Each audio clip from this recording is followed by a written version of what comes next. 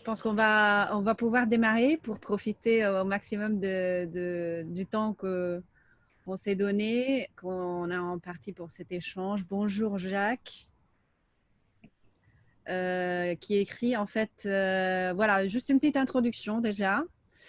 Je me présente, je suis Irène de Res Publica. Je suis l'animatrice du coup pendant cette heure et demie. C'est avec grand plaisir que je vous accueille ce matin et je vous remercie aussi d'avoir décidé de participer à ce temps d'échange parce que c'est le week-end pour tout le monde, mais c'est pas un samedi comme les autres parce que vous le savez, c'est la Journée mondiale des réfugiés. Donc, Codico et Res Publica ont organisé cette table ronde, mais Res Publica n'est pas un acteur de l'écosystème de l'insertion. Nous, on fait plutôt du conseil dans le dialogue collaboratif, dans la concertation, et on s'occupe d'organiser des temps d'échange comme celui-ci. Mais c'est avec grand plaisir qu'on collabore à plusieurs reprises dans la démarche de réflexion et de sensibilisation avec Codico. Et donc, c'est tout de suite que déjà, je passe la parole à Cécile. Oui, ben bonjour à tous. Donc, je suis Cécile Pierrat, je suis présidente et cofondatrice donc, de l'association Codico. Voilà, donc je remercie évidemment RS Publica qui s'est associé à des actions de sensibilisation pour montrer l'opportunité justement des personnes réfugiées, l'accueil des personnes réfugiées en France. Depuis un an, nous menons donc des actions communes et donc aujourd'hui, l'organisation de ce séminaire entre un peu dans la continuité de ce que nous avons initié il y a un an. Donc Codico, je pense que les personnes ici connaissent peut-être l'initiative, mais c'est vraiment un acteur donc, de l'insertion des personnes réfugiées en France, l'insertion professionnelle. Et donc, sa spécificité, c'est de mettre en lien les personnes réfugiées avec des salariés d'entreprise. Et puis, je dirais qu'au-delà de notre action, on s'intègre dans tout un écosystème qui sont des associations, des entreprises et des institutions et que tout le monde contribue donc à favoriser cette insertion. Voilà, donc je vais passer un petit peu à la contextualisation et puis vous expliquer un peu pourquoi on a choisi de faire ce séminaire en cette journée qui est un peu emblématique puisque c'est la journée des réfugiés. Je vous invite d'ailleurs cette journée à rejoindre la plateforme de l'ADIER et du HCR qui sont en direct sur Facebook et d'autres de médiums, et vous trouverez ça sur les réseaux sociaux, avec des initiatives tout au long de la journée qui contribuent à montrer la richesse de l'autre et la richesse de l'accueil en France.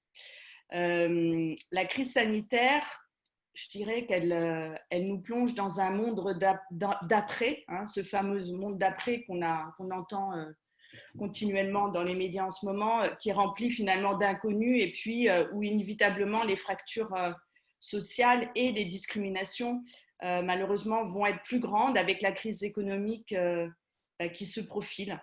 Donc déjà avec ce constat, il y a des réponses qui s'imposent, qui sont je dirais la démultiplication d'initiatives qui émanent de l'économie sociale et solidaire, puisqu'on connaît et on sait combien l'impact sociétal est significatif, mais aussi des initiatives engagées de toute entreprise concernée, et donc nous allons en découvrir certaines aujourd'hui. Le paradoxe, en fait, il est le suivant. En temps de crise économique, on le sait, l'étranger, il est toujours quasiment le bouc émissaire, alors même qu'il contribue sur des métiers en tension qui sont nécessaires et il est souvent le seul à vouloir le faire à notre bien-être collectif. Pendant la crise sanitaire, par exemple, on a vu énormément d'étrangers hors des pays OCDE qui ont eu une vraie utilité sociale, que ce soit sur des métiers de soins à la personne, que ce soit sur l'agriculture, à titre d'exemple. Puisqu'on en a beaucoup entendu parler dans les médias, on a entrouvert la porte à des réfugiés soignants parce qu'on savait pertinemment que leur expérience passée dans des pays en guerre serait utile, évidemment, dans les hôpitaux français. Et puis, je rajouterais même que nous, dans notre quotidien, dans notre action de terrain qui est l'initiative Codico, ben, on voit que les personnes réfugiées qui ont fui la répression dans leur pays, ben, finalement, elles ont, par les échanges qu'on voit avec les salariés qui les accompagnent, on voit qu'elles ont énormément de choses à nous enseigner, et notamment en termes d'adaptation et de résilience. Et on sait combien, pendant cette crise économique qui nous attend, bah, ces qualités sont appréciables. Juste pour contextualiser, si des personnes n'ont pas une vision globale de ce qu'est la population réfugiée en France, il y a environ 46 000 personnes qui ont obtenu l'asile. Une grosse majorité sont en âge de travailler et ça représente grosso modo un tiers des demandes d'asile annuelles. C'est-à-dire que finalement, un demandeur d'asile a grosso modo une chance sur 3 d'obtenir la protection internationale. En France aujourd'hui, en 2019, il y a environ 320 000 personnes qui ont le statut réfugié sur le territoire. Alors, vous voyez que c'est vraiment un chiffre au regard des 66 millions de la population française, si je ne me trompe pas, c'est vraiment un chiffre insignifiant et qui est vraiment contraire en fait aux perceptions que beaucoup ont voilà, des populations réfugiées. Les personnes qui sont en France et qui ont obtenu le statut, il y a énormément de professionnels qui sont extrêmement expérimentés et qualifiés. Je vous citais par exemple l'exemple des travailleurs, enfin des soignants. Mais c'est aussi des jeunes qui arrivent en France et qui ont une volonté extrêmement poussée de vouloir s'insérer dans leur pays d'accueil. Et c'est l'emploi qui leur permettra de se reconstruire. C'est l'emploi qui leur permettra finalement de s'insérer dans notre société. Et c'est l'intégration donc qui permettra la valorisation des talents qui sont nombreux et qui sont utiles à nos entreprises. Pourtant, on le voit au sein de Codico, donc on a des profils mais qui sont extrêmement hétérogènes, qui vont de niveau bac et même avant jusqu'à bac+8 pour certains chercheurs. Ils ont quelque chose en commun, tous ces profils.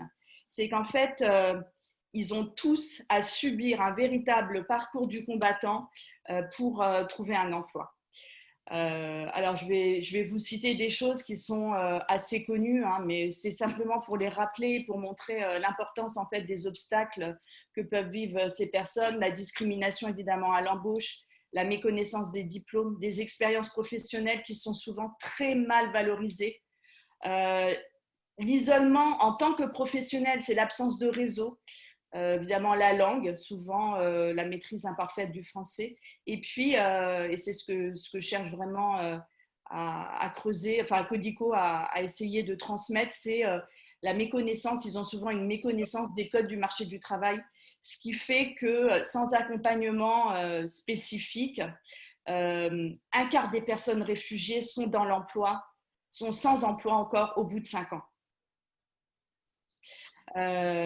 Donc, vous voyez que c'est un niveau extrêmement bas et je dirais même que c'est le niveau le plus bas de toutes les catégories des personnes migrantes. Ça, c'est des études qui ont été faites par l'OCDE. Alors, la question aujourd'hui, elle est la suivante. Elle est assez simple en fait. Comment favoriser au maximum les initiatives qui vont nous permettre d'accélérer l'intégration et valoriser les compétences, les expériences et les appétences pour qu'il y ait un minimum de perte de valeur des personnes que nous accueillons. Comment mettre en place les moyens d'une intégration pérenne qui sera gagnante pour les entreprises et les intéressés. Notre objectif, il est très clair. Nous souhaitons montrer en fait que des actions qui favorisent l'intégration professionnelle peuvent revêtir plusieurs formes et pas juste en fait l'emploi. L'emploi évidemment direct est une option, mais il y a aussi faciliter la formation qui mène à cet emploi, où il y a initier des actions qui prennent la forme en fait de ce qu'on appelle des actions solidaires grâce à la RSE et qui peuvent mener à l'insertion au même titre que d'autres publics qui sont éloignés de l'emploi. Voilà, donc ça c'est un objectif qui est assez clair, qui est simple. Et puis évidemment, parallèlement, nous souhaitons sensibiliser aux bienfaits de la mixité sociale, hein, puisque c'est une conséquence indirecte, avec l'ouverture à de nouveaux profils employés, d'employés qui peuvent être issus de énormément de pays différents, qui apportent une autre vision, une autre culture, et puis évidemment d'autres réflexes.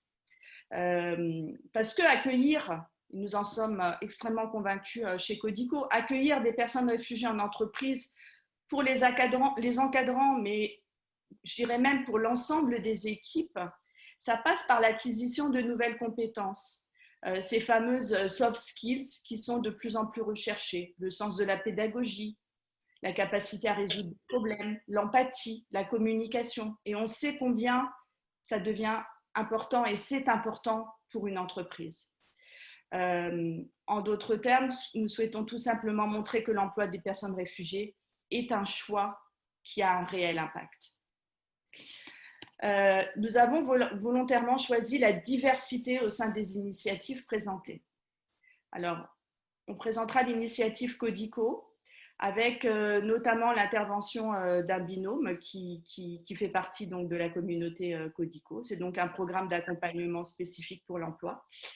Nous présenterons une initiative qui offre de la formation professionnelle sur des métiers d'avenir, des métiers en tension d'ailleurs, qui sont la programmation informatique et web. Et puis, nous montrerons l'exemple de fermes d'avenir qui forment et qui accompagnent des personnes réfugiées dans l'agriculture écologique. Et enfin, nous terminerons sur la présentation d'une initiative de l'intégration, donc du coup par l'emploi direct, un emploi qualifié dans une entreprise d'export à l'international. Voilà, donc je laisse la parole à Irène qui peut-être va rajouter quelques mots sur l'organisation, enfin sur l'agenda de la présentation de ces initiatives. Donc, vous êtes en vidéo, certains d'entre vous, soyez libres voilà, d'être en vidéo ou pas. De la même manière, le micro, on va essayer, c'est les règles un petit peu juste d'organisation, de le couper lorsqu'on ne prend pas la parole. Mais en gros, il s'agit justement d'une table ronde. Donc, on a envie qu'il y ait de l'échange. On a envie surtout d'écouter ces témoignages des personnes que vous voyez affichées. Certaines sont en vidéo, justement. Donc, rapidement, Ézéchiel et Catherine pour Codico. Nous avons Anne-Laure pour Ferme d'Avenir, le programme de compagnonnage. Théo pour Samplon. Et Faisal et Carlos pour le dernier binôme un peu spécial, voilà, incroyable qu'on va écouter tout à l'heure. Ce qu'on va faire aujourd'hui, c'est un tour de table à plusieurs reprises pour sonder, disons, trois sujets principaux. D'abord, le témoignage en soi, qu'est-ce qui s'est passé, pourquoi vous êtes là, et du coup, le témoignage du vécu du binôme, soit le programme de formation en question. Et ensuite, on ira un peu plus dans le détail pour voir quelles sont les questions un peu de difficultés qu'ils peuvent avoir rencontrées, ou aussi des points positifs et des pistes potentielles d'évolution à l'avenir. Donc, c'est là que j'ai un avion qui passe à côté de moi, donc vous entendez bien que ça fait du bruit. Mais je vais tout de suite du coup inviter le binôme Codico à nous raconter tout simplement qui vous êtes et qu'est-ce que ça fait être un binôme Codico. Ça vous va? Du coup, Catherine, Ézéchiel. Oui. Vas-y, Ézéchiel. Ouais, bonjour tout le monde. Bonjour. Moi, c'est Ézéchiel Bishoborimana. Je suis de nationalité rwandaise. Je suis en France depuis 3 ans.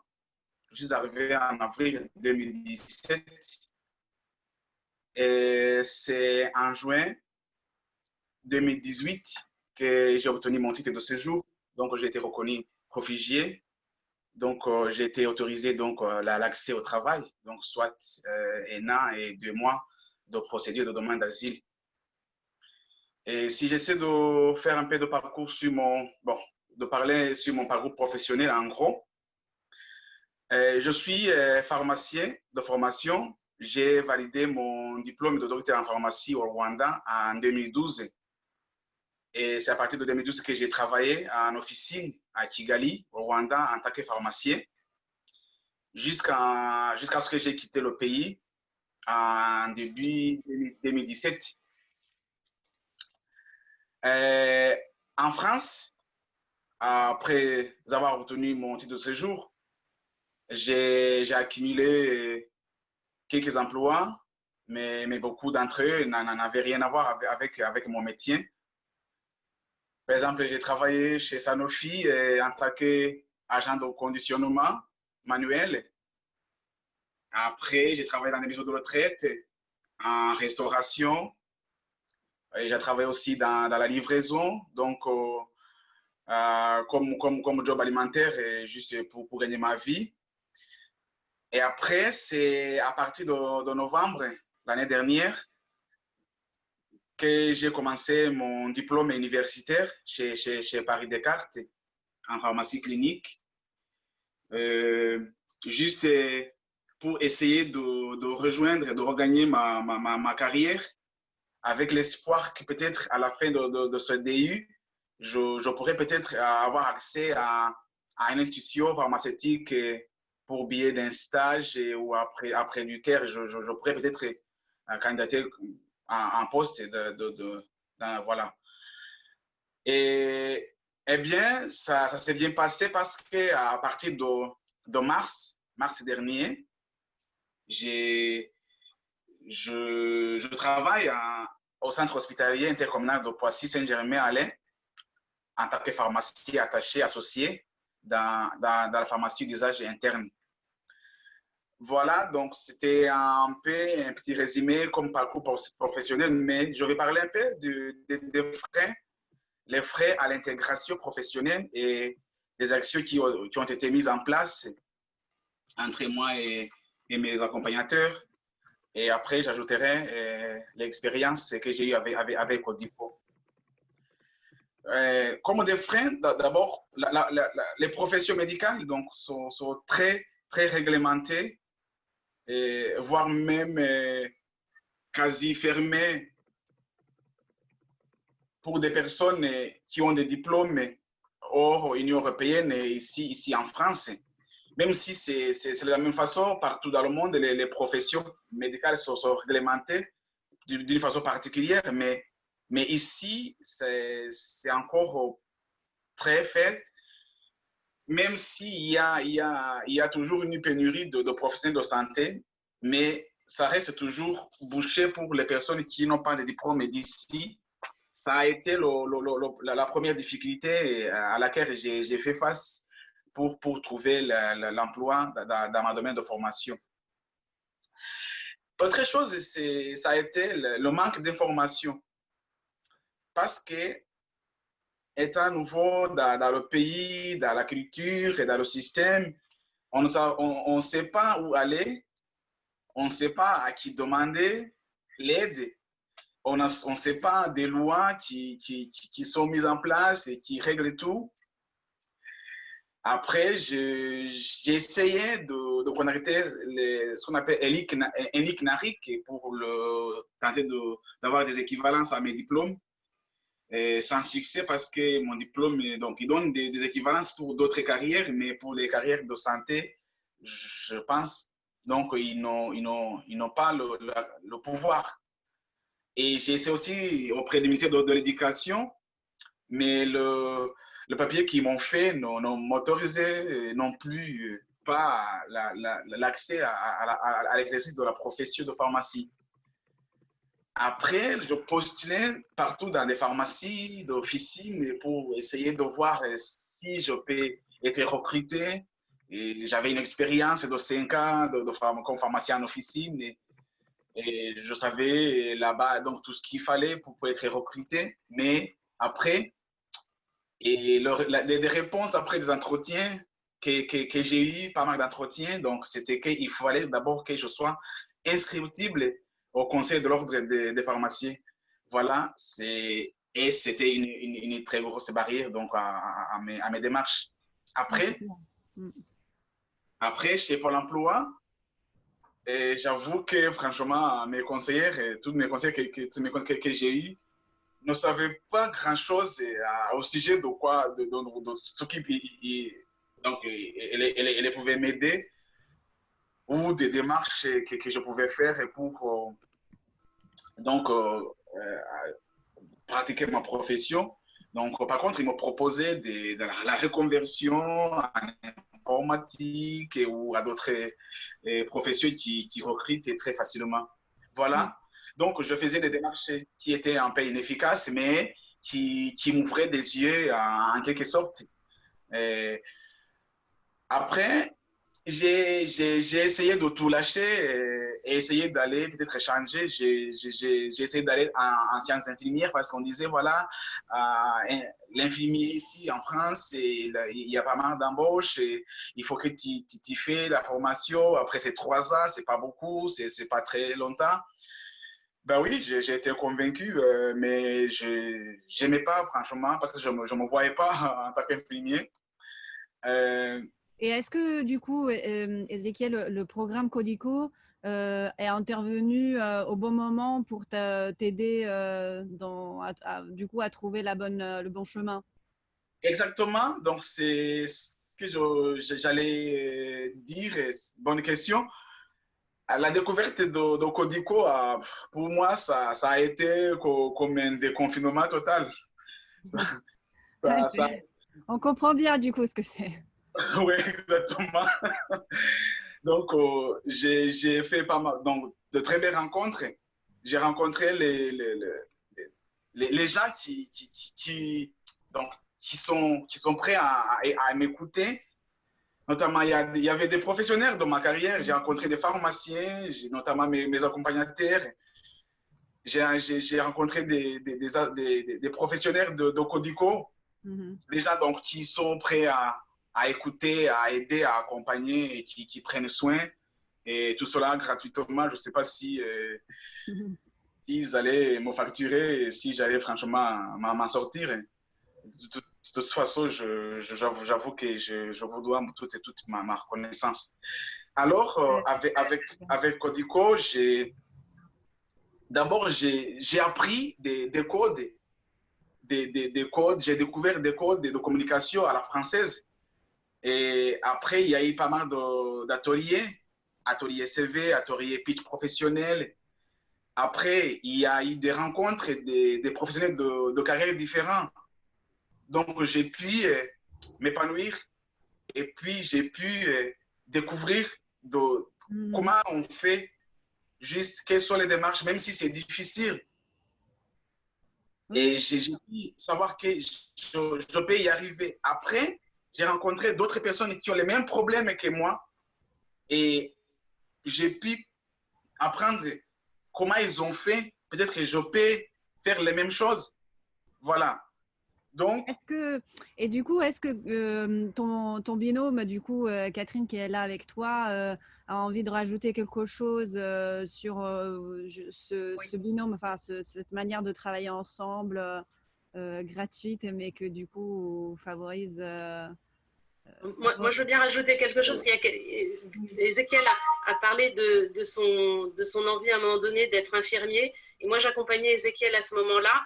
Et nous, notre objectif, c'est que les gens trouvent un emploi qui leur plaise et qui soit le plus possiblement proche de leur formation. Et c'était clair qu'en discutant avec Ézéchiel, il n'avait pas envie d'être infirmier. Et infirmier, tout le monde le sait, c'est un métier difficile et c'est un métier de passion.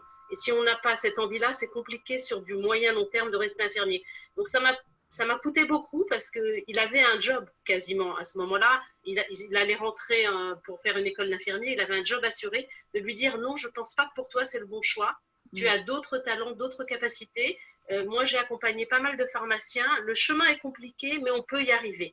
Et je sais qu'au moment où je lui ai conseillé ça, ça m'a posé plein de questions que je n'ai pas partagées avec lui pour le coup, en me disant est-ce que je prends la bonne décision de l'orienter comme ça? Parce que c'est un risque si après il ne le trouve pas. Et le fait il ait repris confiance en tant que pharmacien, et ça c'est important, parce que c'est l'idée de Codico, c'est pas un job à tout prix, c'est un job qui est en adéquation et qui sera pérenne sur du moyen long terme. Donc, le fait qu'il ait repris conscience qu'en tant que pharmacien, il puisse trouver autre chose qui lui corresponde plus, a fait que tout seul, et je le précise parce que son stage à Poissy, moi j'ai essayé de l'aider, mais il avait déjà trouvé en fait. Quand j'ai fait intervenir mes contacts, il avait déjà trouvé lui-même, et tout seul, il était capable de repartir dans un système français. Et je pense que Codico et moi et tous les gens autour de moi peuvent être fiers de ça, parce que c'est aussi cette reprise de confiance et cette reconnaissance de la personne en tant que professionnelle qui est majeure dans l'accompagnement qu'on fait en tant que salarié d'entreprise. Et moi, je suis moi-même pharmacienne je connaissais mon métier à travers l'industrie pharmaceutique, mais je ne connaissais absolument pas toutes les difficultés administratives de pouvoir reconnaître un diplôme quand on est pharmacien hors Union européenne, qui reste une difficulté. Et ça m'a permis aussi de découvrir à travers mon réseau quels pouvaient être les autres métiers qu'on pouvait proposer à des pharmaciens étrangers dont le diplôme n'est pas reconnu ou ne sera pas reconnu. Et il y en a plein en fait, et on a d'autres pharmaciens. Il y en a un là qui vient qui vient aussi de, ça va te faire sourire Ézéchiel, qui a aussi trouvé une formation à Maison Alfort et qui va peut-être pas être juste opérateur de fabrication, mais plus. Donc il y a d'autres options qu'on peut trouver et qui peuvent correspondre aux besoins et aux envies des personnes qu'on accueille. Donc je suis assez, c'est un vrai sentiment de fierté quand on y arrive, et surtout quand les gens y arrivent d'eux-mêmes. Bah oui, bien sûr. Et puis, dans ce que tu racontes, il y a aussi cette envie voilà, là, comme ça, on se voit un peu mieux. Cette envie de chercher aussi le secteur, le type de travail qui correspond le mieux pour Ézéchiel, comme pour tout le monde. Hein. Du coup, de certaine façon, ne pas se contenter, entre guillemets, et suivre vraiment ses passions. J'ai envie de faire une transition sur ça vers l'expérimentation et du coup ce qui se fait à Samplon avec le programme Wellcode. Du coup, Théo, je te laisse nous dire quelque chose et en quoi, du coup, finalement, il y a ce principe qui s'impose de suivre ses passions. Bonjour. Bonjour. Vous m'entendez bien? Oui. Oui, très bien. Ouais, je voudrais raccrocher peut-être à ce que disait Catherine. Elle disait que l'objectif de Codico, c'était de ne pas faire dans le métier à tout prix. Et en fait, le projet que nous, enfin les différents projets qu'on a mis en place chez Simplon suivent un peu, vont dans le même sens. Le projet Wellcode, c'est un projet, pour faire très rapide, c'est un projet d'intégration de personnes réfugiées, mais aussi ressortissantes de pays tiers de l'Union européenne, dans les formations des métiers techniques du numérique qu'on a chez Simplon. Simplon, c'est un réseau de centres de formation aux métiers numériques. On propose des formations gratuites et intensives pour différents publics. Et donc, Wellcode s'inscrit un peu dans cette même logique, dans cette même idée qui est de dire que à l'arrivée en France, on se doit, en tant que société, de proposer autre chose que les métiers un peu classiques qui sont ouverts aux personnes réfugiées, qui sont la restauration, le bâtiment, la sécurité. Et donc, Wellcode, c'est un ensemble de briques supplémentaires qu'on rajoute à notre formation classique de formation de métier, qui a pour vocation à leur permettre d'intégrer d'abord notre formation, suivre notre formation et ensuite trouver une insertion professionnelle dans les différents métiers du numérique, surtout le développement web. Je ne sais pas trop ce sur quoi, Irène, tu voudrais que je...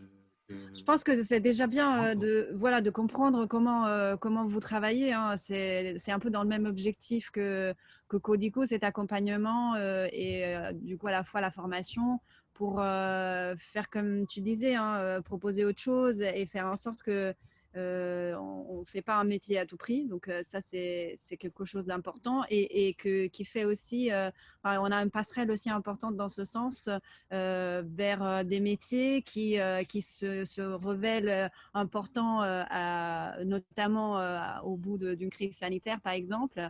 Et je pense que du coup, là on a quelque chose à apprendre aussi du programme de compagnonnage de Ferme d'Avenir. Donc, est-ce qu'on a aussi une petite vidéo hein, pour illustrer ce témoignage qu'on peut vous partager tout de suite, mais après une petite présentation si tu veux. Oui. Bonjour. Vous m'entendez bien également? Oui, également. Ok, parfait. Déjà, merci à vous d'avoir mis en place cet événement parce que c'est une grande chance de pouvoir partager aussi entre nous tous des valeurs communes et des envies communes. Donc, merci. Le programme compagnonnage, pour faire très rapide, c'est un programme de formation itinérant de 8 mois qui est ouvert pas uniquement aux personnes réfugiées, qui est ouvert à toute personne qui a envie de se former en agroécologie. Et on a effectivement des places qui sont réservées aux personnes réfugiées puisqu'on fonctionne en binôme. Donc sur les fermes, il y a toujours un binôme, donc sur chacune des fermes, pendant les 8 mois. Et donc c'est toujours un compagnon réfugié, un compagnon non réfugié. C'est une formation qui est uniquement pratique. La théorie est inclue dans la pratique, mais c'est une formation de terrain. Donc, toutes les personnes qui ont déjà mis les mains dans la terre, parce qu'il faut avoir quand même une petite expérience dans l'agriculture, peuvent faire cette formation et sortir de cette formation avec la possibilité d'être soit ouvrier agricole, soit porteur de projet, donc de monter son exploitation. L'objectif de cette formation, c'est à la fois de former la nouvelle génération d'agriculteurs au métier de l'agroécologie dans le respect de l'environnement et de l'être humain, mais également de favoriser l'insertion professionnelle des personnes réfugiées dans les métiers agricoles. Donc, voilà, rapide, et puis je laisse la vidéo parler d'elle-même. Oui, du coup, je vais vous partager cela et ça dure juste quelques instants. Est-ce que vous voyez un écran avec la vidéo? Oui. Il y a encore quelques semaines, il ne l'aurait pas imaginé lui-même. Monter une serre de 400 mètres carrés au cœur des Hautes-Alpes. Abdelrem Stephen Golak est réfugié. En France, il pensait devenir mécanicien, ouvrier dans le bâtiment ou pourquoi pas cuisinier en ville. Tout sauf agriculteur.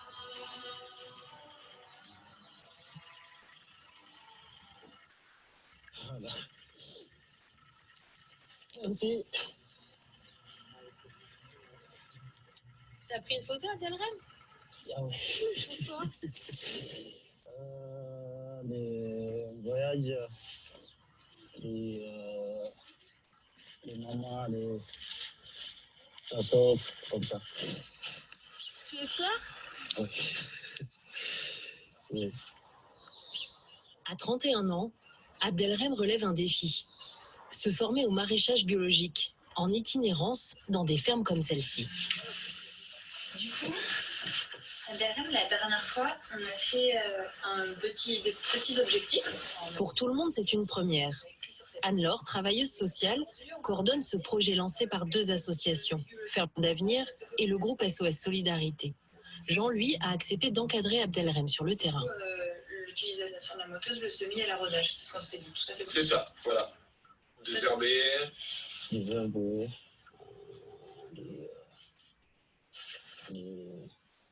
Pour planter, ok, ça vous l'avez fait aussi, super. Et ça va? Bon, après, un réfugié sur 10 aurait au moins une petite expérience agricole. Au Soudan, Abdelrem avait commencé des études de comptabilité, mais sa famille possédait un lopin de terre. On voit tout de suite s'ils ont déjà travaillé dans le domaine agricole et au-delà de ça, s'ils savent se servir de leurs mains ou pas, quoi. Et s'ils ont le feeling aussi. Est-ce qu'Abdelrem, il a le feeling? En tout cas, on sent qu'Abdel, il a déjà travaillé, il a déjà mis les mains dans la terre, il a déjà fait pousser des légumes, il a déjà fait des récoltes. Et toi, tu l'aimes, ce travail?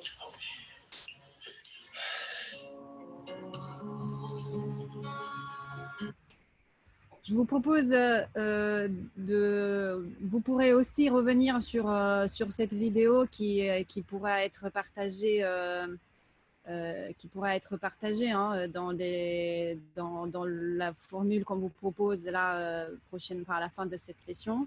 On vous proposera comment rester en contact et comment aussi accéder à des documents de ce type. Donc, en fait, là, on voit que du coup, c'est aussi la possibilité, ce que vous proposez, c'est aussi la possibilité de construire un projet professionnel, là où il n'y en a pas forcément un, ou c'est ça? Exactement. En fait, les personnes qui arrivent dans cette formation, donc là, si je me concentre seulement sur les personnes réfugiées, ils arrivent avec une expérience, ils ont bien évidemment une vie avant, des compétences, ils savent très bien manier la terre. Sauf que en France, on a beaucoup de procédures, il y a beaucoup d'administration, c'est pas si simple. Les codes socioculturels sont différents, les codes du travail sont différents. Donc l'idée, c'est pas, bien sûr qu'il y a une adaptation des compétences puisque on ne cultive pas la même chose au Soudan, par exemple, et en France. Et d'ailleurs, on ne cultive pas la même chose dans le nord et dans le sud de la France. Donc, de toute façon, il y a une adaptation permanente, quel que soit le terrain. Mais donc, effectivement, cette formation permet cette adaptation, mais elle permet aussi d'intégrer tous les codes qui sont nécessaires pour la vie autant sociale que professionnelle. Et donc, ils sont accompagnés par des tuteurs sur le terrain, mais aussi par un travailleur social. Des professeurs de français qui font des parcours individualisés, donc qui viennent sur les fermes directement pour former individuellement à la langue française adaptée au métier les compagnons. Et nous, on les accompagne sur les 8 mois et ils ne sortent de la formation que si on a trouvé emploi et logement avec eux. Donc, il y a vraiment un accompagnement global. L'idée, c'est pas du tout de leur permettre de passer 8 mois sur une ferme, puis nous, on a fait notre travail et après, il ne se passe plus rien. On sait, on en a parlé tout à l'heure, ô combien la recherche d'un emploi, d'un logement, quand on n'a pas de réseau, est compliquée. Donc, l'idée, c'est vraiment pendant 8 mois de faire en sorte qu'ils acquièrent un réseau le plus fourni, le plus qualitatif possible, qu'ils acquièrent confiance, assurance, qu'ils comprennent le plus rapidement possible comment ça fonctionne pour 8 mois, ils puissent avoir emploi et logement, choses sur lesquelles on les aide, et que ça puisse ensuite être plus évident pour eux, mais qu'ils n'aient pas tout le temps besoin de quelqu'un pour les aider, parce qu'en fait, ils sont tout à fait capables. C'est juste une question d'appréhension des codes et de la langue qui prend du temps, mais finalement, les capacités sont là. Donc c'est vraiment un travail de confiance et de réseau principalement. Oui, bien sûr. Merci, parce que du coup, ça nous permet de voir qu'il y a différentes expériences qui se font. Et avant de commencer à creuser avec vos questions qu'on voit, hein, donc n'hésitez pas à continuer à les poser. On va juste entendre la dernière présentation des intervenants ici. Donc, il y a ce binôme Faisal et Carlos que j'invite du coup à se présenter rapidement pour nous dire pourquoi vous êtes là et comment vous vous êtes rencontrés, ce qui fait de vous un binôme. Faisal, comment te voit, tu veux commencer? Je ne sais pas si Carlos, je l'ai vu tout à l'heure dans la liste des participants, mais je ne sais pas qui a envie de démarrer. Ah, je vois que ça bouge.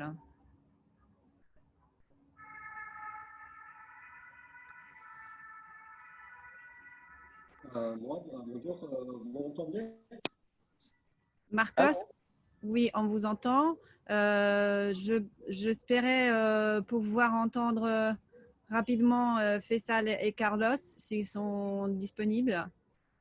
Sinon, on va passer aux questions. Allô, bonjour. Allô? Oui, bonjour, Carlos. Je m'appelle Carlos, je suis originaire de Uruguay. Je suis arrivé en France en tant que réfugié politique dans les années 70.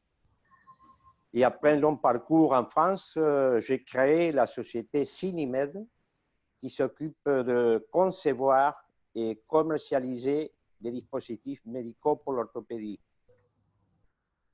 Voilà. Alors, Faisal. Et donc, c'est comme ça, c'est à un moment donné, ayant créé cette entreprise, que vous avez rencontré Faisal. Non, la société a été créée il y a 20 ans. Oui, bien sûr, oui, oui, oui. Clairement. Je rencontrais Faisal il y a 3 ans. D'accord, ok, oui, c'est ça. Et cette rencontre, comment ça s'est passé et à quoi ça aboutit? Alors, nous avons recruté Faisal parce qu'il avait tout à fait le profil du poste qu'on cherchait. D'accord. Et alors, Faisal nous apporte sa capacité d'adaptation aux nouvelles normes en vigueur et sa maîtrise en informatique et en plusieurs langues. Il s'est très bien intégré à notre équipe et il n'est pas seulement un collaborateur, il est aussi un ami. Bien sûr. Alors, je préfère que lui, il se présente et qu'il donne son sentiment. Oui. Bah oui, oui, ça serait super. Si tu en as envie, Faisal. Sinon, on pourra le faire tout à l'heure. Hein. Ah non, c'est bon. Bonjour. Bonjour. Vous m'entendez bien? Oui, très bien. Moi, je suis Faisal Al-Qudai. Je viens d'Afghanistan. Ça fait 4 ans et demi que je suis en France. Et bon, je suis passé par beaucoup de petits boulots, on va dire. Et l'année dernière, j'ai trouvé Cinemed. Comme ils avaient besoin de quelqu'un pour s'occuper de logistique, pour la poste de logistique, j'ai posé ma candidature et on m'a accepté. Et aujourd'hui, je m'occupe de logistique au sein de l'entreprise Cinemed. D'accord. Bah, voilà, c'est un témoignage assez intéressant sur lequel on va pouvoir revenir parce qu'on on risque de vous poser des questions. Donc là, l'idée, c'est justement qu'on puisse échanger ensemble juste après une petite intervention de Shanaz. Bonjour. Oui, merci Irène. Donc, je suis Shanaz Kanawati et je connais Cécile depuis un petit moment, mais là aujourd'hui je suis heureuse de participer à cette conférence et de voir surtout toutes les actions que vous avez mises en place pour soutenir les réfugiés, c'est impressionnant. Aujourd'hui, donc, moi je suis d'origine syrienne. Je suis venue avec mes parents à 18 ans, j'ai fait toutes mes études universitaires à Orsay. Donc, je suis dans l'industrie pharmaceutique depuis plus que 25 ans à peu près. Et je suis en train de soutenir une jeune femme, enfin qui est aujourd'hui française, qui vient d'avoir le décret de naturalisation. Et j'en suis tellement heureuse pour elle parce que franchement, ça ouvre des portes incroyables. Je sais, Catherine, que vous la soutenez activement et je vous en remercie. Donc, c'est Lila. Et j'ai remarqué, parce que de par mon expérience personnelle, bon, ça fait des années que je suis en France, j'ai eu beaucoup de chance d'avoir mes parents, mais au niveau, même si culturellement, je connaissais parfaitement la culture française, parce qu'on a habité au Liban, et au Liban, le programme, c'est français, c'est exactement le même programme d'études en France. Les codes culturels, malheureusement, on ne les maîtrise pas, même si on connaît bien la France. Et surtout les codes de comment appréhender les autres, comment appréhender la communication avec les autres. Et en plus, dans la recherche d'emploi, il y a également des codes, franchement, qui sont très spécifiques à notre pays. Et en parallèle, donc, non seulement je la soutiens au niveau de lui expliquer les codes, mais surtout aussi de lui ouvrir les réseaux que j'ai, des réseaux pour l'instant, c'est des gens, évidemment, des pharmaciens, etc., puisque c'est sa formation de base, pour lui permettre d'avoir une base de données encore plus conséquente et lui permettre, parce qu'elle est vraiment très active, très motivée, de trouver son créneau. Mais par la force d'une base de données assez solide, puisqu'on sait que 20% des postes qu'on trouve au niveau de l'emploi viennent des relations qu'on aurait dans l'industrie. Donc, j'ose espérer qu'avec l'aide de Codico, de Catherine et de toute l'équipe, elle va y arriver. Enfin, moi, je suis confiante parce qu'elle est vraiment très motivée. Voilà. Merci. Si je peux me permettre juste d'ajouter une chose, parce que je pense qu'on l'oublie des fois. Nous, quand on reçoit des pharmaciens, des médecins, moi je suis chez Sanofi en fait, et je suis bénévole chez Codico depuis plus de 3 ans. Et c'est vrai que ces professions, c'est des professions assez développées, et en dehors du manque de reconnaissance de diplôme, il n'y a pas tant de postes que ça qui existent déjà en France. Donc on a aussi cette difficulté, et c'est, je pense à Lila, qui a un parcours exceptionnel en fabrication et en industriel. Il n'y a pas tant d'opportunités que ça. Donc non seulement ils sont face au fait de la reconnaissance de diplôme, mais aussi du fait que l'environnement, il n'est pas si ouvert. Et une des grandes, pas de difficulté, un des challenges qu'on a souvent avec ces gens-là, serait expliquer que en France, le marché du travail, il n'est pas si ouvert que ça, et que même s'ils n'étaient pas réfugiés, quand ils ont un niveau de diplôme bien important, c'est pas si évident de trouver un job. Donc ça prend du temps, on y arrivera, mais le facteur temps n'est pas toujours quelque chose qui est compris, parce que souvent dans leur pays, et je pense aux gens qui viennent de Syrie, etc., ils sortent de la fac et ils ont un job à la sortie. Il n'y a pas cette espèce de recherche active qui prend du temps, quelle que soit la personne, réfugiée ou pas réfugiée en fait. Et ça fait partie des codes qu'on va leur transmettre en disant c'est normal, c'est pas parce que vous n'avez pas trouvé au bout de 6 mois que vous ne trouverez pas obligatoirement. Et c'est important de bien faire passer ces messages aussi, si je puis me permettre. Si je peux rajouter quelque chose, je dirais que même que l'accompagnement des personnes qui sont très qualifiées, comme Lila et Ezekiel, qui avaient vraiment en fait une situation dans leur pays, fait qu'en arrivant en France et parcours du combattant qu'ils doivent de fait réaliser, ça demande en fait une énergie incroyable. Et c'est là en fait que l'accompagnement, le développement du réseau intervient, parce que ça permet de reprendre confiance. Et donc, je dirais que c'est un élément déterminant. C'est-à-dire que ces personnes, si elles n'ont pas à un moment donné des rencontres qui vont les soutenir, forcément, il y aura une dévalorisation qui se créera. Forcément. Oui. Et c'est vrai aussi que là, du coup, on voit plusieurs questions qui sont posées, et du coup, je me félicite parce qu'il y a déjà des réponses qui sont apportées entre-temps. Juste, du coup, je vous invite à prendre connaissance de cela, mais la question de l'équivalence des diplômes fait interroger certains, ainsi que aussi les formes de financement, disons, de certaines actions, comme on a parlé de gratuité de certains gestes, certains systèmes qui sont mis en place. Donc, peut-être déjà une toute petite parenthèse qui a son importance aussi sur la manière de faire réseau, comme on a dit là tout à l'heure. Faire réseau est important pour aller chercher les gens qui soient adaptés aux programmes qui sont proposés. Donc, je pense que Théo, tu as aussi apporté quelques réponses dans la conversation, mais tu peux nous en dire un petit peu de comment vous fonctionnez, par exemple. Oui, bien sûr. Nous, on est face à un problème qui est plutôt simple, c'est que nos formations, elles ne sont pas destinées à tout le monde. Devenir développeur web, il faut le vouloir. Il n'y a pas beaucoup de personnes qui le veulent. C'est un métier assez spécifique qui nécessite des compétences spécifiques. Et donc, du coup, nos formations, elles sont…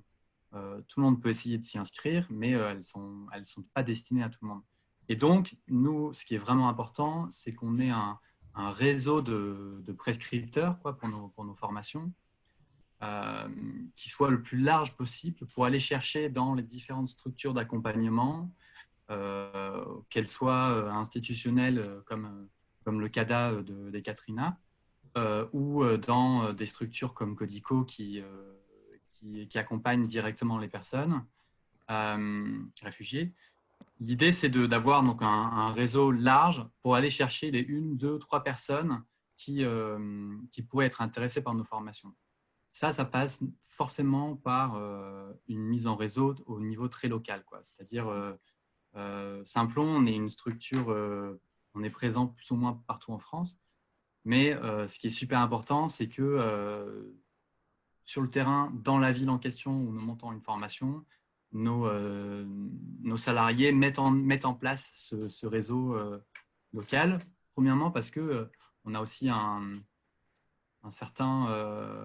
une certaine confiance à aller chercher auprès de ces acteurs-là, parce que dire qu'on peut se former à des métiers techniques du numérique alors qu'on est réfugié, pour beaucoup d'acteurs, ce n'est pas évident que leurs bénéficiaires ou les personnes qui les accompagnent puissent le faire ou ont le niveau pour le faire. Et donc, du coup, nous, on doit savoir bien présenter nos formations, bien présenter les personnes qu'on essaie d'aller chercher, et puis gagner leur confiance en montrant que nos formations fonctionnent. C'est un gros travail de mise en réseau qui est vraiment nécessaire. Oui.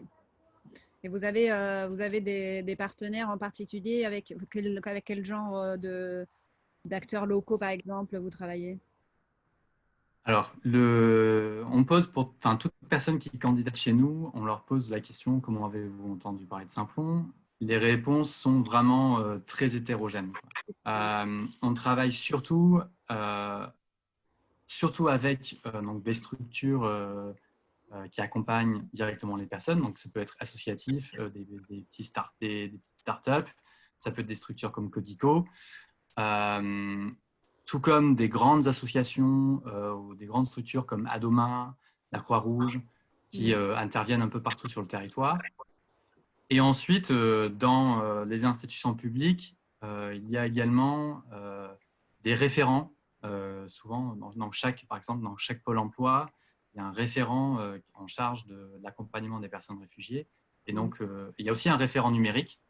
Donc, l'idée, c'est d'essayer de faire parler ces deux personnes entre elles. Et ensuite, dans les CADA, dans les CPH, les centres provisoires d'hébergement, on a des contacts. Et ensuite, il y a surtout aussi beaucoup de bouche à oreille. On a environ 140 personnes réfugiées qui sont passées par nos formations. Et les différents réseaux qu'ont ces personnes-là font qu'on a beaucoup de demandes qui viennent de bouche à oreille. Oui, il y a vraiment un peu de tout. Ouais, c'est super. Et, on avait aussi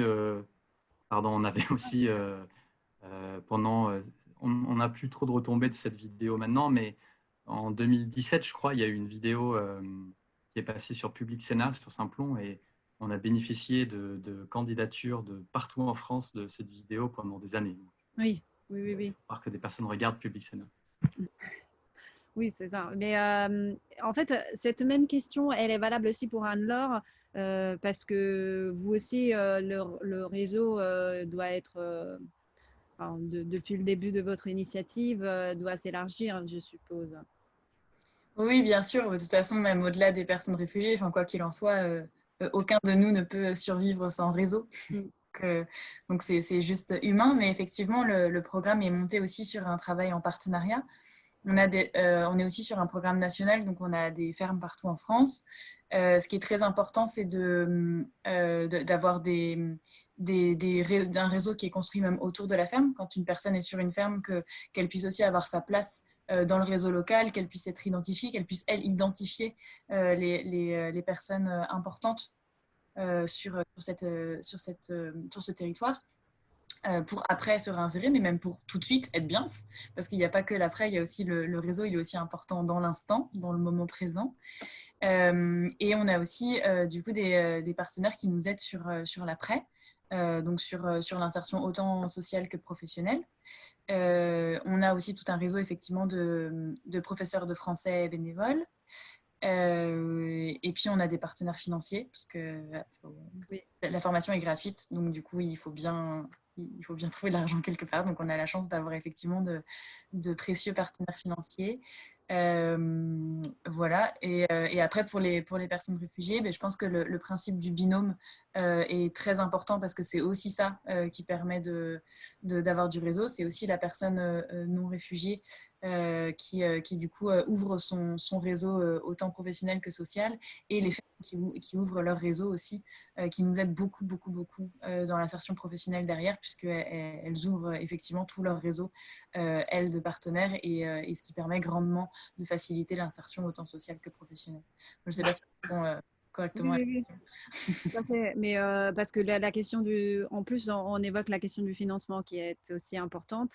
Et on voit que ça fait partie de l'écosystème. C'est une question qui je vais peut-être intervenir à ce moment-là. Alors, pour l'initiative Codico, mais je pense que ça rejoint un peu le mode de financement des autres initiatives.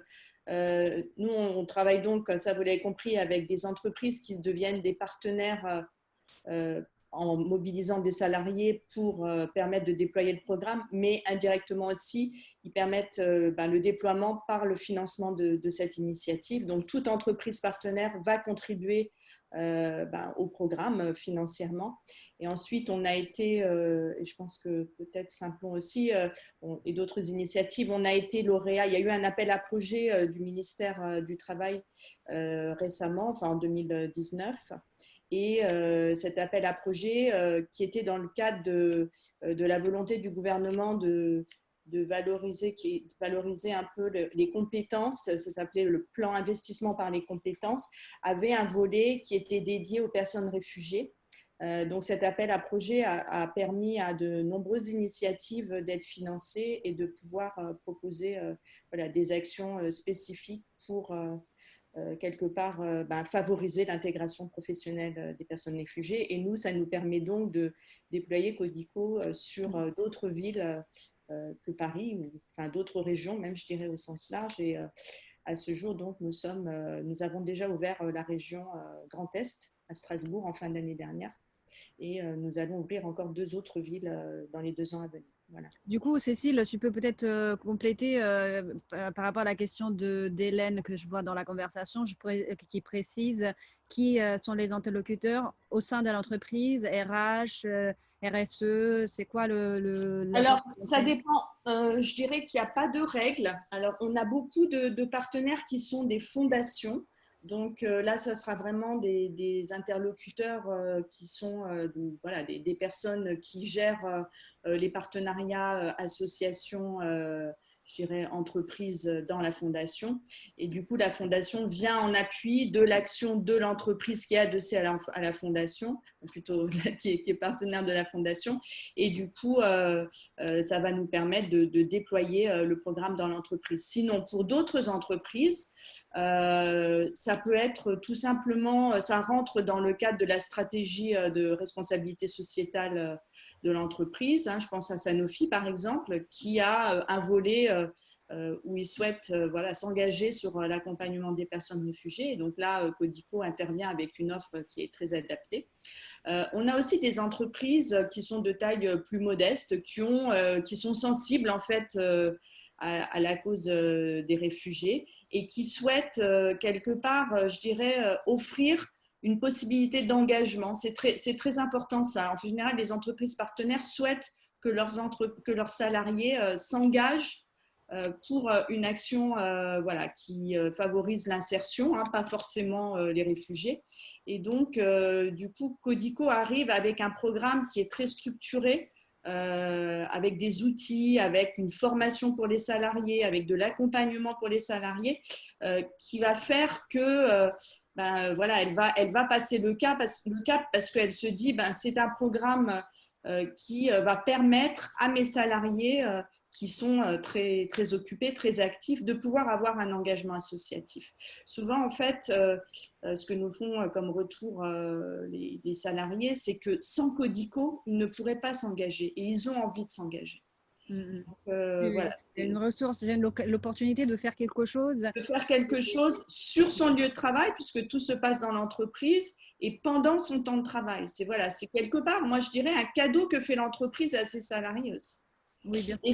Et du coup, évidemment, il y a un impact RH énorme parce que l'entreprise montre concrètement qu'elle a des valeurs, qu'elle souhaite que le bien-être de ses salariés, au-delà même de leur travail quotidien, elle souhaite que ses salariés aient une quête de sens, elle souhaite des choses que Codico va permettre de mettre en place. Et si je peux me permettre, Cécile, au niveau de l'entreprise, il y a des réseaux qui se créent, surtout les entreprises qui sont partenaires depuis plusieurs années comme Sanofi, où chaque année on mobilise plus de 20 salariés sur les 2 promotions. Maintenant on est à 60 personnes, ça crée des liens, ça permet de développer son réseau, donc ça a des effets indirects assez importants. Et en effet, je confirme que toutes les personnes que je connais chez Sanofi qui ont suivi ce programme sont fiers d'appartenir à une entreprise qui leur permet d'avoir ce genre de programme et qui en fait un win-win puisque ça se fait sur le temps de travail. Et ça, pour des personnes qui sont en début de carrière, qui ont à gérer une famille, qui ont à gérer une charge de travail,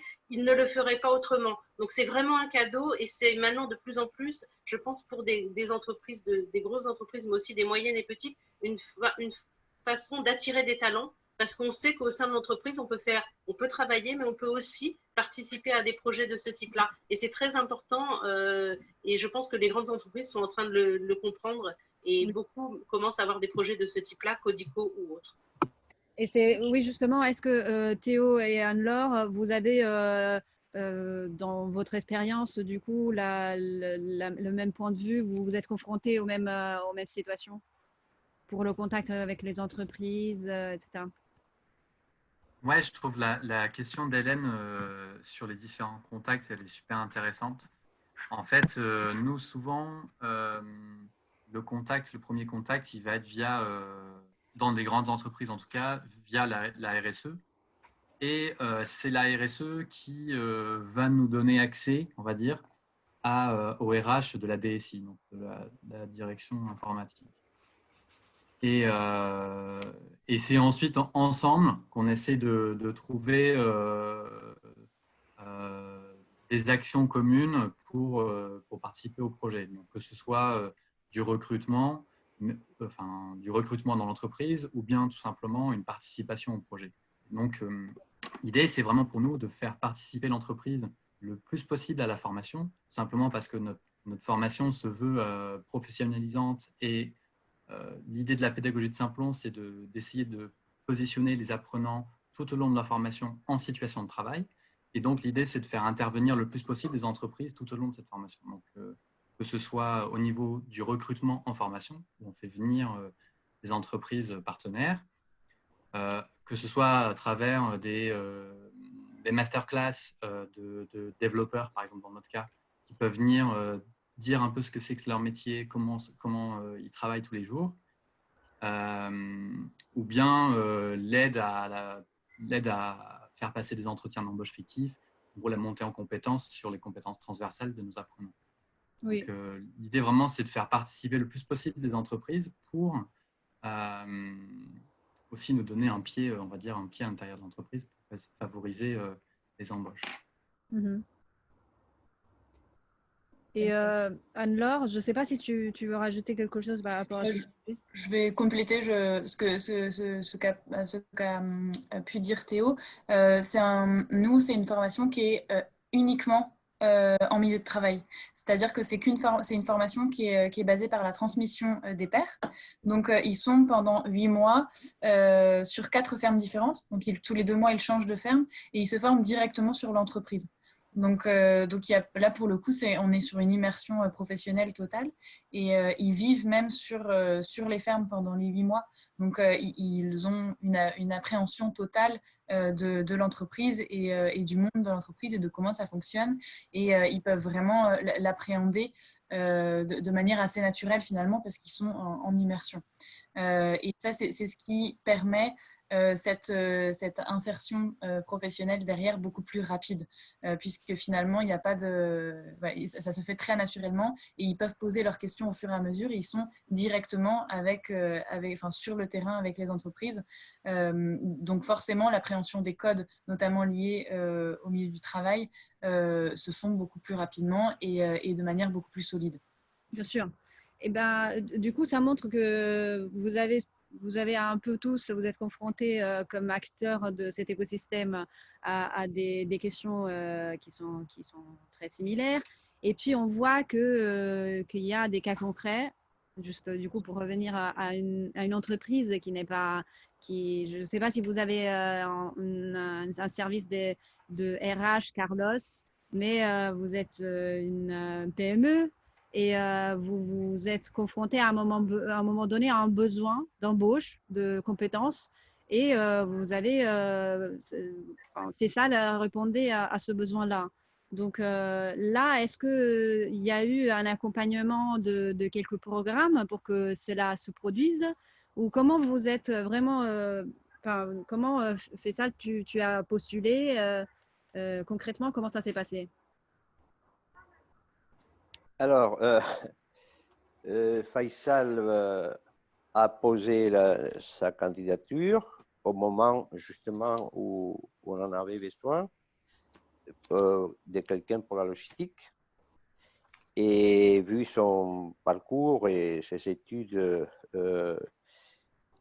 il était tout à fait la personne qu'on cherchait. Qui correspondait. Tout à fait. Après, il a suivi une formation en interne. Parce que pour se familiariser avec nos produits, ils sont ciblés pour l'orthopédie. Il s'agit des ciments acryliques et des systèmes d'application de ces ciments pour l'orthopédie. Donc, il a suivi cette formation avec succès et à partir de là, il a été embauché. Ok, donc en fait, parmi de nombreuses candidatures à ce poste, il y avait la candidature de Faisal. Tout à fait. Et j'ai envie de dire à Faisal, comment tu as repéré cette offre d'emploi Cette offre d'emploi, je l'ai trouvée par un réseau personnel parce que ici, depuis 4 ans, je fais de badminton, donc au club, je rencontre beaucoup de gens et souvent on parle de travail, tout ça. Et un jour, un de mes copains m'a dit que voilà, je connais une entreprise, Cinemed, qui a besoin de quelqu'un. Et je crois que toi, tu as ces compétences, donc il faut que tu poses ta candidature là-bas. Et j'ai fait ça. Et quelques jours plus tard, Cinemed m'a contacté pour un rendez-vous. Et après, on s'est mis d'accord, on a parlé. Et depuis, ça fait 1 an. Et je travaille chez Cinemed. C'est vrai, tout début, c'était pas facile. Il y avait des difficultés pour l'apprentissage et la familiarisation des produits. Et pour cela, j'ai reçu une formation interne. Et aujourd'hui, je m'occupe de logistique et ça va très bien. Bah, c'est super. Bravo. Hein. Et, merci. Ezekiel, du coup, toi aussi, tu as un petit peu, de ce que tu as raconté tout à l'heure, c'était pas très évident d'en arriver là. Mais du coup, à un moment donné, comment tu as obtenu concrètement le poste C'est vrai que c'est jamais facile de trouver travail.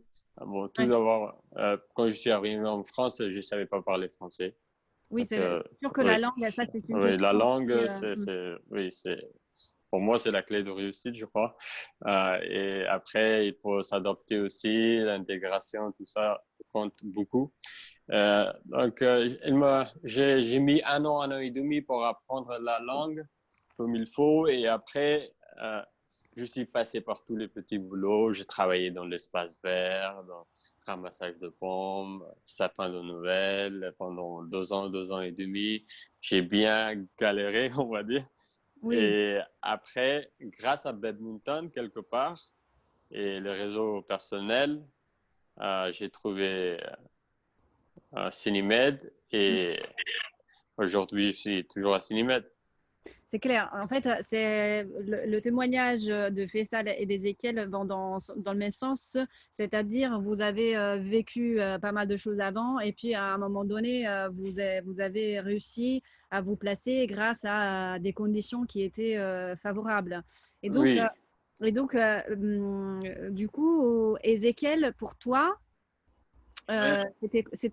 c'était quoi cette condition qui s'est produite qui a fait que tu puisses accéder au poste que tu En fait, grâce aux rencontres de Codico, Catherine vous a parlé tout à l'heure de tous ces réseaux qui fouillaient et qui poussaient juste pour que je puisse aller un peu très loin.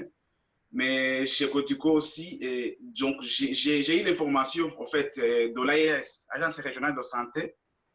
C'est l'organe donc qui est en charge de ce qui est de la santé, ce qui est de l'emploi au niveau des hôpitaux. Donc, ils m'ont montré donc quelqu'un qui a contacté l'ARS et j'ai fait les mêmes choses. Donc, j'ai écrit à l'ARS, j'ai présenté mon cas, j'ai envoyé mon CV, j'ai tout dit, mon diplôme. Et à la personne que j'ai contactée, donc c'est bien la belle personne qui était en charge de tout et qui est la belle personne à me répondre. Donc, en lui demandant comment je peux faire pour accéder à la profession encore, il m'a répondu et m'a donné un courrier. C'est ce courrier qui a tout changé. Donc, il m'a dit, compte tenu de votre situation, il n'y a pas d'interdiction d'exercice de pratiquer la pharmacie ici en France pour votre diplôme hors Union européenne. Mais il m'a copié des lois qui stipulent tout. Il m'a dit, vous êtes autorisé à travailler uniquement dans les hôpitaux publics, jamais dans le privé. Et là, vous allez travailler comme pharmacien attaché associé. Donc, il y a des tâches que vous allez faire, il y a d'autres tâches que vous n'allez pas faire. Donc, c'est l'hôpital public qui va vous couvrir parce que en dehors de ça, vous n'êtes pas autorisé parce que vous n'êtes pas inscrit au Conseil de l'ordre, vous n'avez pas de numéro, tout ça, donc je n'ai pas d'autorisation. Voilà. Et après ça, je pourrais passer des épreuves de vérification de connaissances qui sont organisées au niveau du ministère de la Santé et par le Conseil national de gestion, CNG. Et à l'issue de cette épreuve, si je regagne, donc si je réussis, je vais pouvoir me faire inscrire au niveau du Conseil de l'ordre des pharmaciens.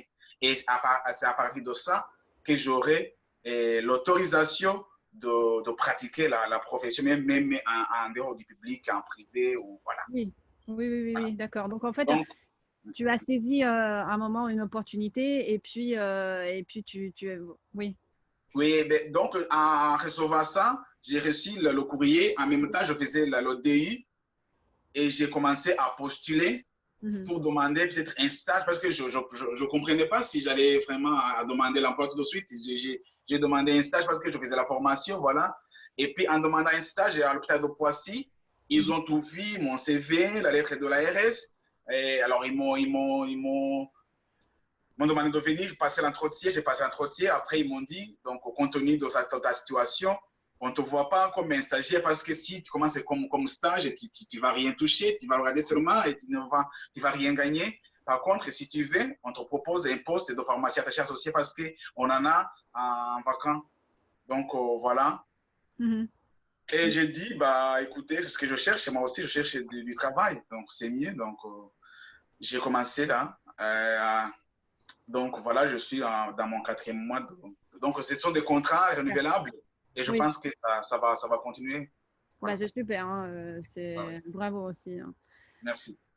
C'est sans doute des expériences qui nous montrent aussi que finalement, l'opportunité à saisir aussi individuellement, c'est une question de responsabilité, entre guillemets, des personnes, de chacun d'entre nous. Est-ce que, avant de faire une petite clôture, parce qu'on se rapproche de 12h30, on pourrait peut-être voir s'il y a encore des éléments, des interrogations déjà des uns et des autres, et parler peut-être aussi des questions des difficultés à l'intégration, des actions qui sont mises en place par Théo, par Anne-Laure, voilà, de manière générale. Entre-temps, juste une petite parenthèse, il y a des échanges qui continuent à se faire dans la conversation et qui montrent l'intérêt des uns et des autres envers les formations ou les initiatives que vous mettez en place. Donc, il va y avoir des contacts qui vont se faire à partir de cet échange d'aujourd'hui.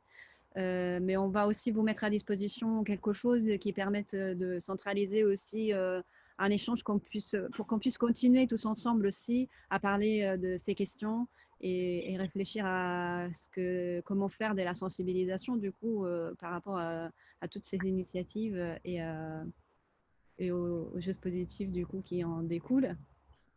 Voilà, est-ce que du coup Anne-Laure et Théo, vous avez envie de rajouter quelque chose? il y a la question de la langue, pardon, ça me revient à l'esprit, on l'a touché rapidement tout à l'heure. On l'entend pas mal de plus en plus avec Codico, en organisant des initiatives, on voit que ça émerge toujours. Ce n'est pas une question de diplôme en soi, mais du coup, ni de code, mais de capacité aussi à s'exprimer parfois dans la langue qui est parlée et qui est aussi souhaitée par les entreprises. Et aussi par des formations parfois. Donc voilà, comment vous êtes... Donc, je peux parler en fait du cas de Codico. Oui. De notre côté, on a des critères de participation qui incluent aussi un niveau de langue minimum, qui est le niveau A2. Voilà, c'est simplement en fait un niveau qui nous permette de nous assurer que l'accompagnement des 6 mois va pouvoir se faire dans des bonnes conditions, puisque les personnes réfugiées vont être accompagnées par des salariés actifs ou par des bénévoles qui sont eux-mêmes des professionnels. Il n'empêche que pour les plus faibles d'entre eux, donc ceux qui ont notamment ce fameux niveau A2, puisqu'on a des personnes qui nous rejoignent qui ont des niveaux aussi un peu meilleurs, hein, qui vont de B1, et on a également évidemment des francophones. On a un professeur de FLE qui intervient 2 fois par semaine chez Codico et qui fait donc des cours de français pour essayer de perfectionner son français et de passer au niveau supérieur. Sinon, grâce justement au plan investissement par les compétences, on a dans notre consortium un partenaire qui est l'Alliance française et qui a mis à disposition de Codico en fait des groupes, un apprentissage en fait du français qui se veut un peu hybride, c'est-à-dire des cours via de l'enseignement à distance ou par un MOOC, ce qu'on appelle un MOOC, et puis aussi des permanences par Codico pour valider les compétences au fur et à mesure que l'apprentissage se fait. Donc avec ces 2 dispositifs, on arrive quand même à offrir aux personnes qui sont accompagnées par Codico pendant 6 mois les moyens de perfectionner la langue. Mais je dirais que les personnes perfectionnent aussi la langue, ne serait-ce que simplement par le contact qu'elles ont avec les salariés qu'elles vont rencontrer, avec le réseau qu'elles vont se développer. Et nous, dans tout ce qui est accompagnement collectif, on travaille aussi ce volet, puisqu'on, par exemple, on leur apprend à présenter leur projet. Donc voilà, indirectement, Codico, c'est aussi de manière assez fluide un moyen de mieux apprendre le français. Oui, merci. Théo, Anne-Laure? Oui, Anne-Laure, tu veux y aller? Ou Anne-Laure, Théo, du coup, ouais, nous, la question du français, c'est presque la question la plus importante pour nous, la problématique qu'on rencontre le plus couramment. Le niveau de français exigé à l'entrée en formation, il est assez élevé. C'est plus ou moins, je ne sais pas si ça vous parle, mais un bon niveau A2 ou B1. Pourquoi ? Parce que quand on a mis en place en 2016 nos premiers projets de destination de personnes réfugiées, on s'est complètement trompé sur l'importance du français, même dans un domaine qui est le nôtre, qui est le domaine informatique, où les développeurs, par exemple, font leur travail en anglais. Malgré cela, en France, vraiment la question du français est extrêmement importante. Ce n'est pas forcément le cas ailleurs. Et donc, on a développé petit à petit, au fur et à mesure des cohortes, on a développé de plus en plus cette offre de français. On est passé de 2 heures de cours par semaine à l'origine à ce qu'on a aujourd'hui, qui est donc on a une formation technique qui dure 840 heures. En amont de cette formation technique, on a 160 heures de FLE, donc de français langue étrangère, qui sont souvent d'ailleurs faits avec l'Alliance française aussi. On avait souhaité travailler avec l'Alliance française, notamment parce que nos apprenants intégraient les cours classiques de l'Alliance française avec la mixité qu'on y trouve. Et donc, aller pouvoir rentrer en formation, pas qu'avec d'autres personnes réfugiées. Donc après 160 heures de cours de français, la formation technique commence et pendant cette formation technique, on propose également 110 heures de cours de français sur objectifs spécifiques qui sont directement liés à la formation en premier lieu, donc avec des objectifs de formation français en lien avec le métier de développeur, par exemple savoir présenter un cahier des charges, savoir écrire des mails à un client, sont des compétences vraiment nécessaires pour un développeur, mais aussi des compétences par rapport à la recherche d'emploi, savoir présenter son parcours professionnel, bien sûr, savoir se présenter, ses compétences, passer un entretien d'embauche, faire un CV, enfin, toutes ces choses-là qui ont un lien évidemment avec les compétences linguistiques. Et puis aussi, il y a la durée de la formation qui est mixte en fait. Je ne sais pas si je l'ai précisé, mais les formations qu'intègrent les personnes réfugiées chez nous sont des formations ouvertes à tous et à toutes, et donc données entièrement en français, avec la plupart de nos apprenants sont des citoyens français. Et donc, c'est cette hétérogénéité qui va, donc, premièrement, aider à développer le réseau, mais aussi à travers 8 mois de formation, plus potentiellement 13 à 18 mois d'alternance, continuer à travailler son français et apprendre le français qui est extrêmement important aujourd'hui et qui est vraiment le frein principal à l'entrée à l'insertion professionnelle pour nos apprenants. Oui, c'est clair. Aussi un travail à faire, on a aussi un travail à faire auprès des entreprises pour savoir quels sont leurs besoins réels en linguistique, parce qu'en fait, on peut très facilement avoir un peu une idée de ce qui est un bon niveau de français, ce qui n'est pas un bon niveau de français, ce qui est important comme niveau dans notre métier. Je pense que c'est vraiment important d'essayer vraiment d'objectiver ces choses-là parce qu'on n'a pas tous les compétences nécessaires pour analyser le niveau de quelqu'un. Voilà. Bien sûr. Oui. C'est la même chose pour vous, Ferme d'Avenir? Je vais faire rapide parce que je sais que le temps commence à être... Le temps passe vite, mais oui. Mais oui, effectivement, la problématique est de toute façon la même pour tout le monde. Après, on n'a pas réellement de prérequis au niveau de la langue pour l'entrée dans le programme, mais c'est aussi lié à l'activité. C'est que l'agriculture, c'est vraiment très pratique. Et finalement, c'est notamment le cas de notre formation. Tout passe par les mains et l'apprentissage du geste. Donc, le français va avec. Et puis, on a un programme linguistique du coup qui a été créé en parallèle. Donc, le métier permet plus de flexibilité, mais encore une fois, c'est vraiment lié au métier. Donc ça, c'est la première chose. Nous, les deux autres freins qu'on a, c'est la mobilité, parce qu'on est quand même sur des territoires qui sont éloignés des villes. C'est un peu le principe de l'agriculture. Donc, c'est aussi un frein qu'on essaye de lever avec des partenaires, mais l'apprentissage du permis de conduire, du code de la route, pardon, pas du permis, parce que le permis c'est encore autre chose, mais du code de la route quand on n'a effectivement pas une pratique linguistique élevée, c'est très complexe. Donc nous, le frein, il ne va pas être dans l'apprentissage en tant que tel, même si forcément, quand on est tout juste en français, ça prend plus de temps, mais plutôt derrière, dans l'accessibilité à l'emploi, et notamment en termes de mobilité. Troisième frein qu'on a, et plutôt en termes de principe de formation, c'est qu'on est sur un domaine, donc l'agriculture, où dans beaucoup de pays, on ne se forme pas à l'agriculture en fait. Et c'est presque même pas un métier, c'est un moyen de subsistance. Et du coup, ça se transmet de génération en génération. Et prendre 8 mois pour se former en tant que maraîcher, parfois c'est compliqué. Donc on a tout un travail de sensibilisation parce que l'agroécologie, donc le maraîchage agroécologique, le maraîchage biologique, c'est d'autres techniques. Donc du coup, c'est ça qu'on essaye d'expliquer. Voilà.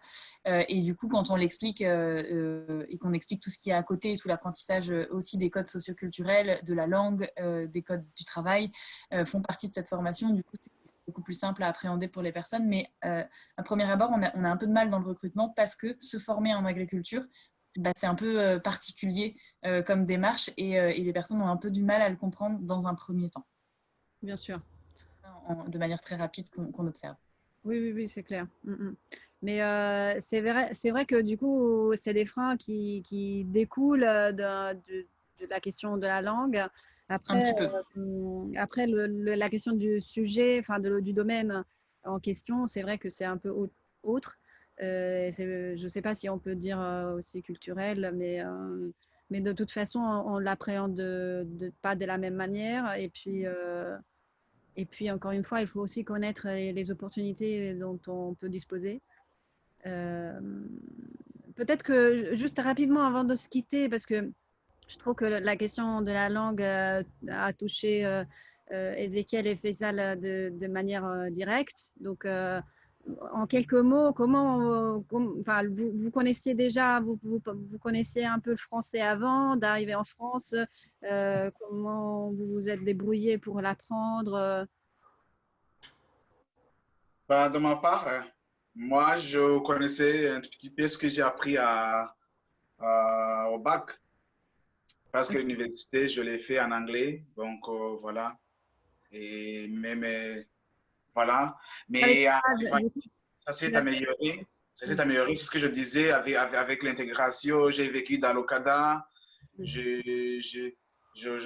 Donc, j'avais des amis dans le quartier. J'essayais d'aller, de rencontrer les gens. Après, chez Codico, j'ai eu pas mal d'amis. On continuait à être en contact. Voilà. Après, les petits boulots que je faisais, ça m'a aidé aussi à bien maîtriser la langue. Voilà. Et puis, pas que la langue, aussi la culture. Voilà, vivre voilà, à la française, c'est ça. Donc, tout ça, ça compte. Oui, c'est clair. Faisal, tu as eu une expérience similaire? Bon, pour apprendre la langue, j'ai pris quelques cours, bien sûr, pendant 5-6 mois, mais pour moi, c'était pas très efficace parce que c'était une répétition de la même chose. Donc, je me suis ouvert vers les gens, vers les amis, en faisant du sport, en allant dans les marchés, tout ça, parlant avec les gens. Je crois que pour apprendre une langue, le plus important, c'est d'être ouvert vers les gens. Plus on est ouvert, plus on va vers les gens, plus on apprend. Parce que si on reste chez nous avec les gens de nos pays, si on parle notre langue, on n'arrivera jamais à apprendre une langue si dure comme français. Je crois que le mieux, c'est d'avoir les contacts et de pas être très timide parce que beaucoup de gens, ils sont timides quand ils parlent à cause de accent, tout ça. Donc, je crois que déjà, c'est pas mal de parler une autre langue. Même si on a un accent, c'est pas très grave. Ah oui. Clair. Et il faut se lancer. Ça, du coup. Oui, il faut se lancer. Si on a envie de s'en sortir, il faut se lancer. Il faut être ouvert vers les gens.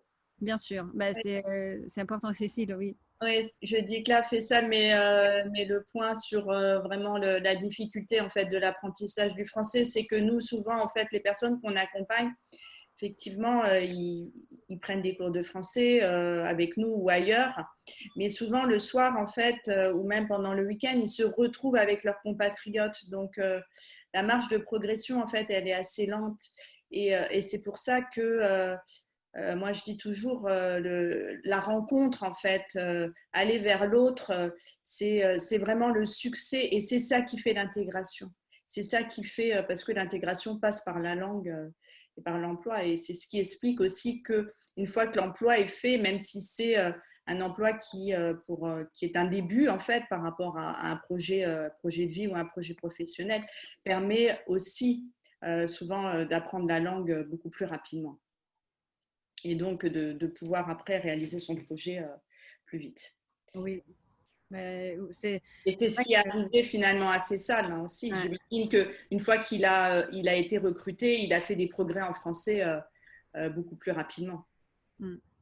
Et puis, comme dit Catherine dans la conversation, c'est le lien social qui est essentiel effectivement pour cet apprentissage humain, mais du coup aussi de linguistique. Il y a une question toute particulière, précise sur les conditions, les solutions pour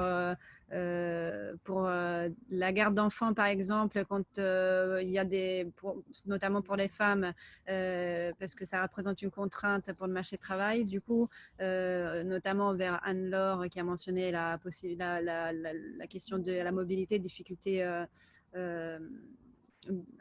du coup à s'insérer un petit peu. Je pense que ça fait l'objet effectivement d'un échange supplémentaire qu'on peut continuer à avoir Pourquoi pas là où on vous propose de continuer nos échanges. Il y a quelqu'un qui lève la main, je vois. Mathieu, oui. Bonjour. On ne vous entend pas. Il faudra juste activer le micro. Oh, bonjour. Super.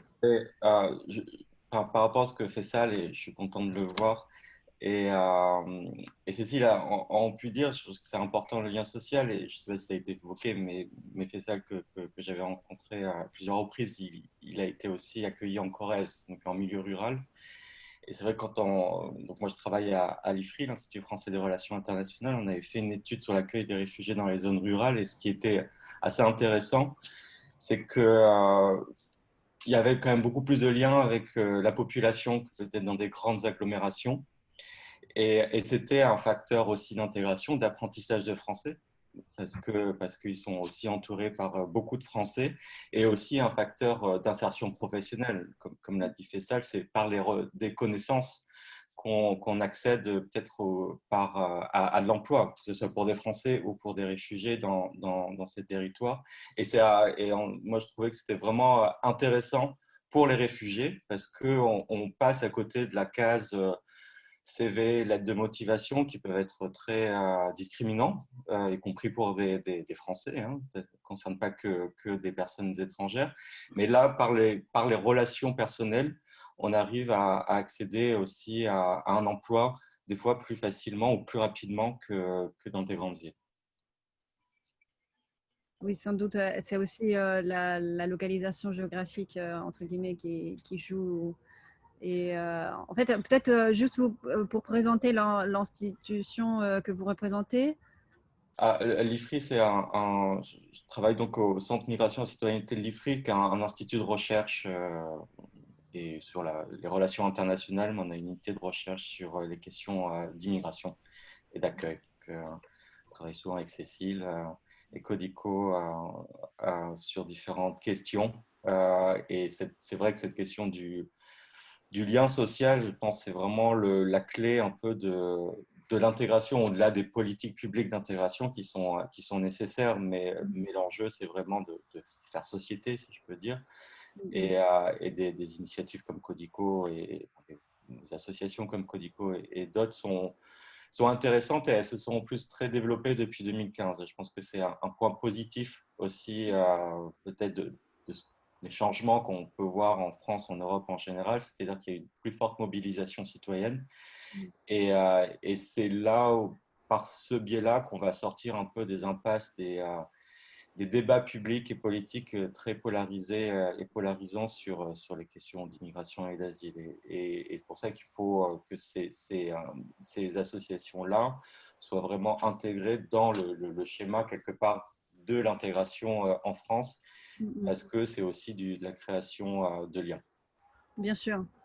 Merci pour cette contribution. On voit que du coup, les acteurs se multiplient dans cet écosystème. La recherche aussi a sa place dans tout ça. Il y a les expériences personnelles de personnes réfugiées que du coup sont arrivées il y a longtemps, ont fondé des entreprises et embauchent des réfugiés aujourd'hui. Il y a des entreprises qui embauchent des réfugiés. Il y a des entreprises qui travaillent avec des associations qui aident les réfugiés à s'insérer dans le milieu professionnel. Donc, est-ce qu'on peut se dire, je dirais presque que tout ça a fait cet écosystème. Et ce qu'on se dit aussi, c'est que on parlait hier avec Cécile, et il est important de penser que les réfugiés eux-mêmes ont une place là-dedans. Ce n'est pas du coup, je pense que Cécile peut en parler mieux que moi. En tout cas, juste pour vous dire, cette discussion a été très riche. On a touché des problèmes, des solutions. On a pu parcourir certaines questions qu'on a bien en tête sur l'équivalence des diplômes, sur les difficultés de langue, mais on voit très bien que des solutions existent, notamment pour ceux qui saisissent les opportunités.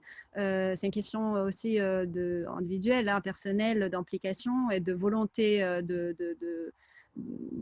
d'obtenir quelque chose. Et du coup, voilà, c'est l'importance du lien social qu'on vient de préciser. La question des réseaux a aussi été évoquée, et ça par l'ensemble de cet écosystème. Donc c'est un enjeu important pour les uns les autres, c'est-à-dire pour les réfugiés qui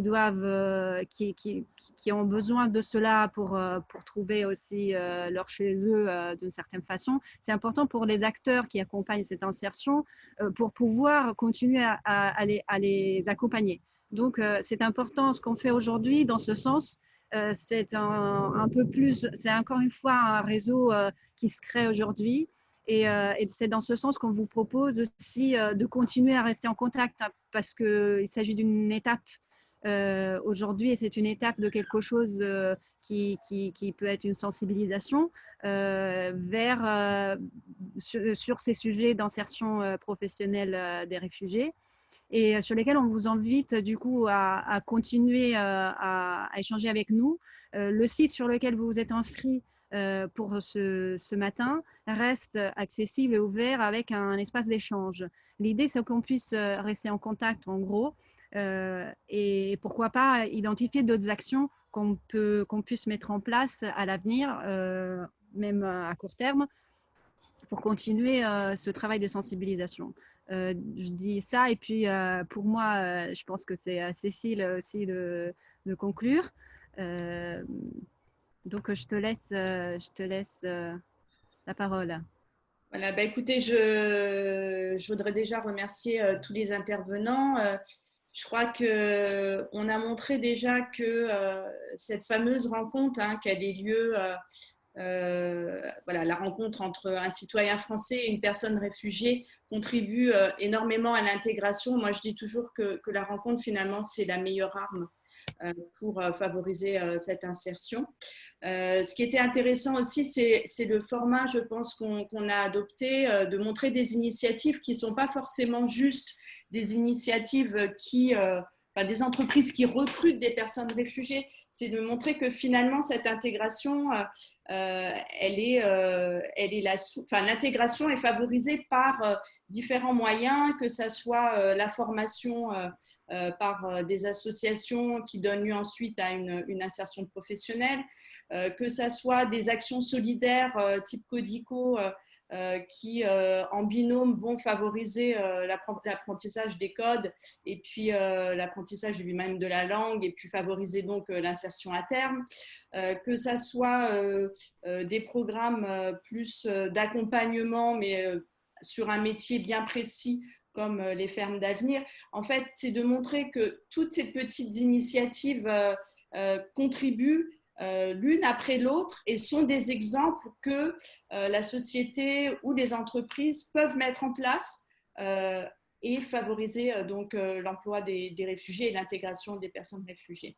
Ce qui est intéressant aussi, c'est qu'on montre que finalement les débats sur cette fameuse intégration nécessitent, il y a une belle tribune qui a été écrite par Mathieu et Alice là-dessus, nécessitent vraiment que les personnes réfugiées fassent partie des débats. C'est important, et là on l'a vu aujourd'hui par ce simple webinaire, en quoi le témoignage des personnes réfugiées est percutant et montre vraiment qu'est-ce qu'il faut faire pour répondre à leurs besoins et ne pas juste être sur des débats où on se met au-dessus du besoin réel. Donc, c'est de toujours en fait essayer d'impliquer les personnes réfugiées, parce que c'est elles qui vont permettre de nous montrer la voie finalement. Comment on peut faire pour favoriser cette insertion et favoriser donc et l'emploi. Voilà, donc je vous invite tous à pouvoir rejoindre cette plateforme qui est donc portée par Respublica. Je remercie Respublica évidemment de ce partenariat qui a vu le jour il y a 1 an avec une première initiative de sensibilisation et qui là va se renforcer au fil de l'eau. Je vous propose de rejoindre cette plateforme, j'en parle, et on sera, Codico se fixe la mission de pouvoir animer ces débats, répondre à vos questions avec l'aide de Respublica. Donc, je vous invite vraiment à pouvoir rejoindre cette plateforme.